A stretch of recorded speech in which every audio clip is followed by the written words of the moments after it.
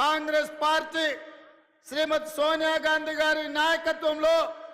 మల్లికార్జున్ ఖర్గే గారి నేతృత్వంలో 2004 సంవత్సరం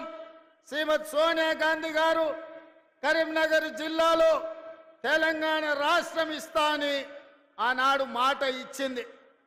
సోనియా గాంధీ గారు మాట ఇచ్చిందంటే అది శిలా శాసనమే, సువర్ణాక్షరాలతో లిఖించదగిన మాట. మాట తప్పని మడమ తిప్పని నాయకురాలు శ్రీమతి సోనియా గాంధీ గారి మాట మేరకు జూన్ 2, 2014 నాడు తెలంగాణ రాష్ట్రాన్ని ఇవ్వడం జరిగింది. మరి ఆమె కుమారుడు మాట తప్పని వంశం నుంచి వచ్చిన గాంధీ వారసుడు శ్రీ రాహుల్ గాంధీ గారు మే 6, 2022 నాడు వరంగల్ గడ్డ మీద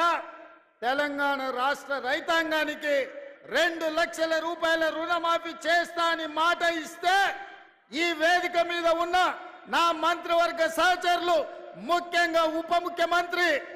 ఆర్థిక శాఖ మంత్రి బట్టి విక్రమార్క గారు పట్టు వదలకుండా రాహుల్ గాంధీ గారి మాట నిలబెట్టడానికి లక్షలాది తెలంగాణ రైతాంగానికి రైతు రుణమాఫీ చేసి తీరుతామని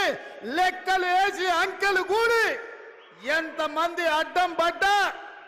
ఎంతమంది కాళ్ళల్లో కట్టెబెట్టాలని చూసినా ఇయాలటికి ఇయాల